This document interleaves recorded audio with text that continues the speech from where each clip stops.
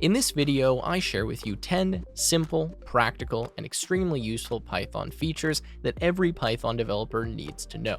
Now, these features save you time, make your code more readable, and best of all, can be learnt and understood in under 60 seconds. So with that said, let me rapidly go through these features after I rapidly tell you about the sponsor of this video.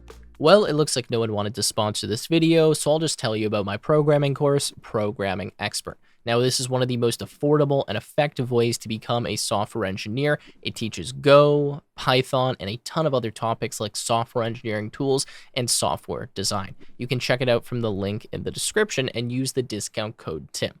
I promise you this is a great platform. I put months and months of energy into making it. It has hundreds of practice questions, a live online coding IDE, a ton of practice problems, and over 7,000 people have purchased it already. So if you want to become a software engineer or just get better at programming, check it out from the link in the description. I also have a blockchain expert course if you're interested in Web3 development. So the first tip to share with you has to do with the underscore in Python. Many people may not know this, but the underscore is a valid variable name, and it can be used in a lot of different situations. So look what happens when we type an underscore in the Python interactive shell. You see that we get an error, and it says it's not defined. However, if I do something like x equals 2, and then x plus 1, and then I type something like underscore, you see that I get the value 3. Now, the reason I get the value 3 is in the interactive shell, the underscore actually stores the value of the previously evaluated expression. So I can actually do something like underscore plus 3.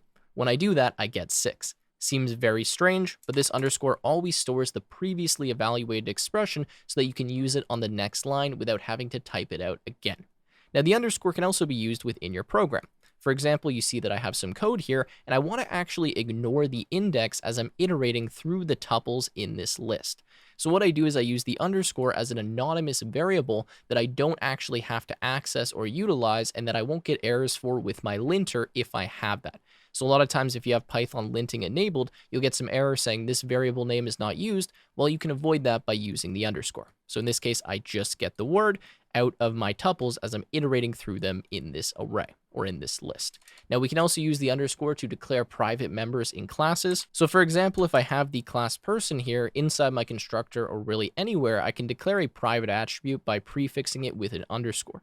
When I do this, I'm denoting to all the other Python developers that are reading this code that this should only be used inside of the class body and that we shouldn't access this attribute outside. It doesn't actually enforce that because you can still access this if you want, but it's just a convention that we use in Python. Moving on, we talk about lambda functions. Now, lambda functions are one-line anonymous functions that are extremely useful in callbacks.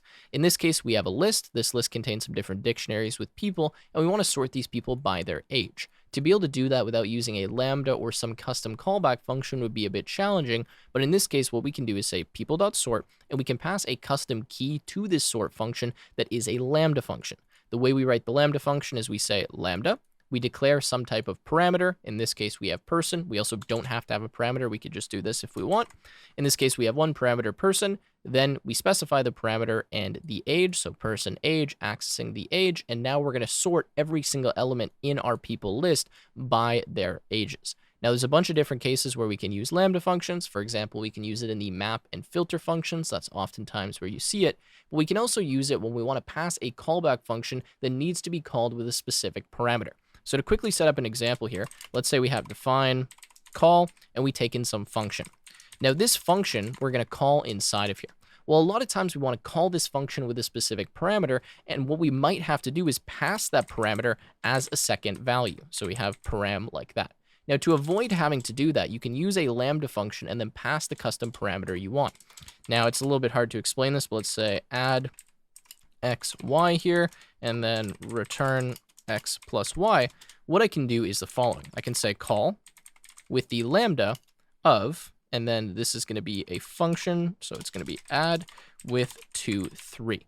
Now, when I do this, what happens is I will call the add function with the value 2, 3, rather than having to do something like add and then pass the two values 2, 3 as additional parameters to this call function. I'm not sure if that's making sense to you. If you haven't seen that example, then this probably isn't a use case that will apply to you. But in a lot of cases, I have to pass callback functions and I need them to include a specific parameter, maybe that's in a certain scope. If that's the case, then I use the lambda function to essentially wrap this function call such that I can still use it as a callback with the specific parameters. Moving on, we have the zip function. Now, the zip function is extremely useful when we want to be iterating over or looking at multiple different lists or iterable objects that have corresponding indices. What I mean by that is an example like this, where we have a students list that contains names, and then a grades list where all of the indices in the grades list correspond with the names in the students list.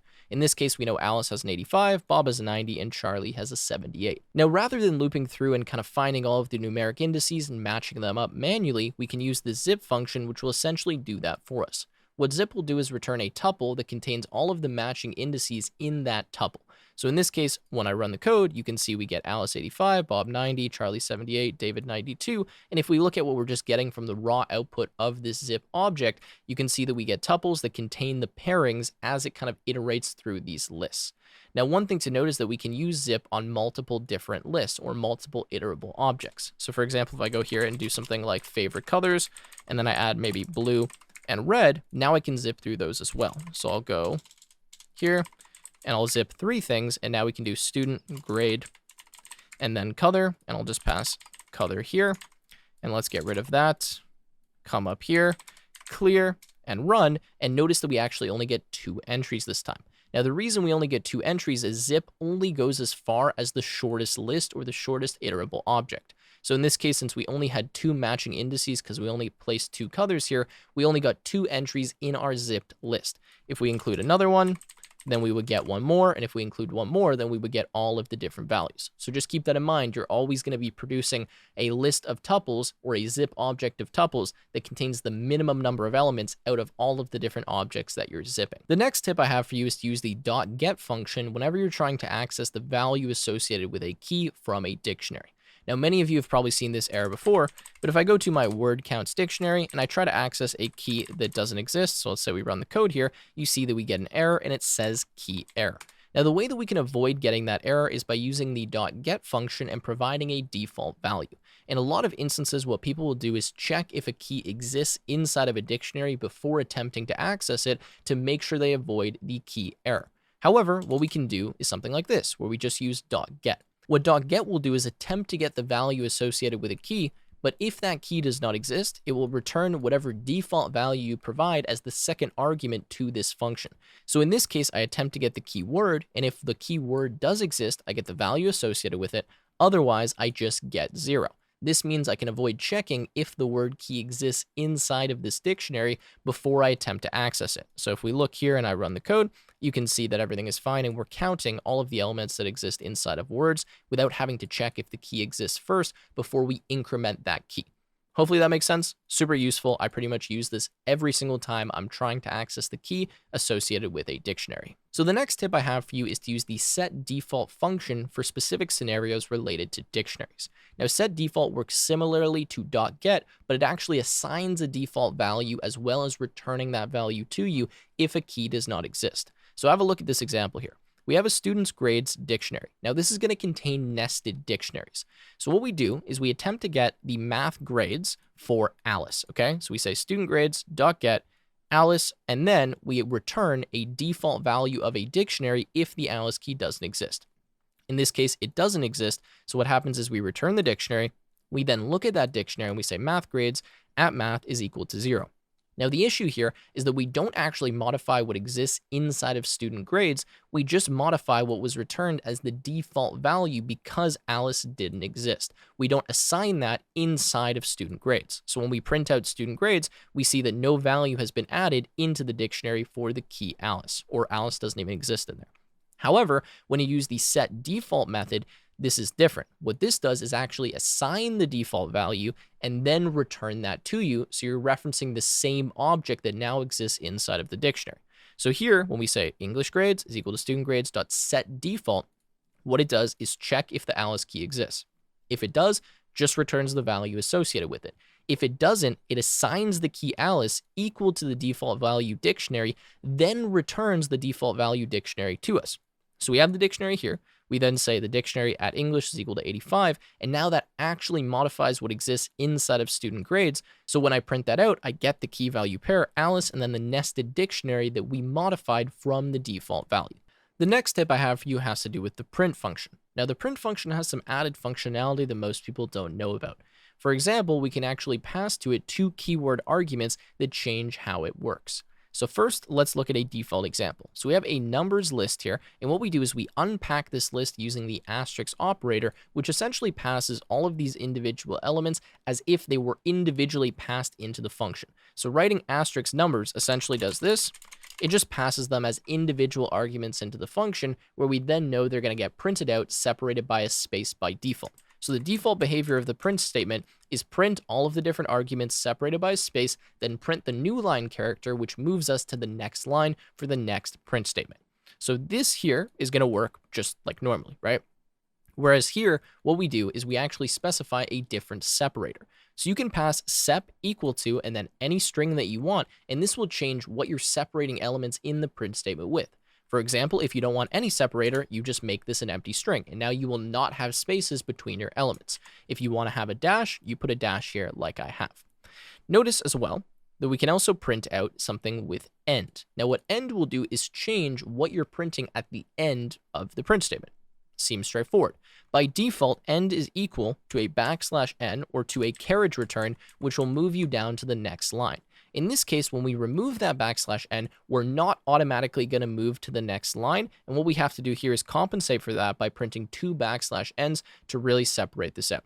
I'll just show you here if I run the code. So let's clear this and run kind of what we get here. We get the default print with different separator, print with different end character. Notice this is now the end character that's happening after 1, 2, 3, 4, 5, and then print with both the separator and the end character like we just did here. So very useful when you want to have some more advanced prints, and this can kind of avoid you having to do an advanced for loop where you're going through and checking the indices and printing out different separators. Just use the sep and end option in the print statement. The next tip I have for you is to use negative indexes when applicable. Now, negative indices allow you to access the last elements from some iterable object, especially when you're using the slice syntax. This is super useful because you don't need to know the length of some structure to access the last element, the second last element, etc. In this case, I have -1. That gives me the last element in this list. If I do -2, that's the second last element. You just start from the very back and go towards the beginning in the opposite direction. Now, as well as just using it to access an individual index, we can use this to remove the last element. So quite useful if I want to create a slice of this here, then I do :-1. That's going to give me all of the elements except the last one and kind of pop that off for me. What I can also do is use this to reverse a list or reverse some structure. So if I do ::(-1), what that actually is a shortcut for reversing something. So if I do this operation, you can see we get the reversed events. To prove that to you, if I run this, you can see we get all of the outputs here. Feel free to pause and look through them. The next tip I have for you is to use the else statement associated with a for loop or a while loop.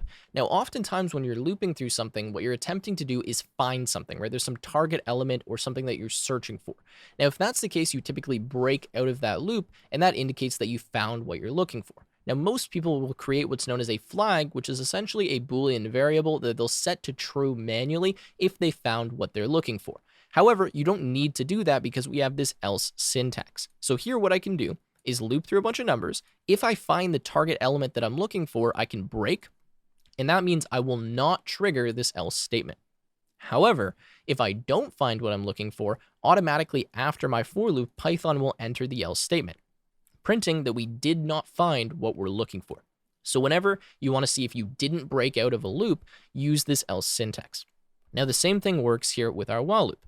If we don't break out of the while loop, so essentially once this condition becomes false and we didn't encounter a break, then this else statement will run, allowing us again to determine if we broke out or not, or found the element or the target that we were looking for. The next tip I have for you is a super simple one, but this is to perform inline swaps. Now in Python, you can actually swap the value of two variables or just assign or create multiple variables on the same line using comma syntax. So what I can do here is define my two variables, x and y. If I want to swap their values, I can just say x comma y is equal to y comma x. Seems obvious, but in a lot of other programming languages, you would actually need to create a temporary variable to store the value of one of the variables you're swapping, which just kind of is messy syntax, involves 3 lines of code, and can be a little bit confusing. So instead, if you just use this syntax right here, you can swap the values in 1 line. Now, you also can assign multiple values in 1 line, so I can do something like xy is equal to 100, 200. I can assign 3 values, 4 values, 5 values, as many as I want.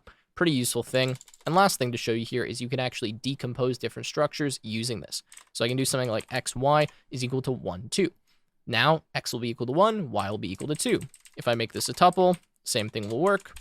X equal to 1, y equal to 2, something useful that you may not know. All right, so the last tip I have for you is the ternary operator. Now, this is essentially an inline if-else statement that allows you to assign different variables without having to write out the whole kind of if-else structure. So if we look here, we can see that we have a more complex example of using this, but we have poor if age is greater than 60 or smokes. Otherwise, we have kind of this whole thing if we put this in a set of parentheses, good if the age is less than 30, else fair. So what we're doing is assigning poor, good, or fair on one single line, which avoids us having to do this nested if-else structure, which you're seeing right here. Don't really know how better to explain it. Essentially, we have what you want if the if statement is true, that goes on the left side.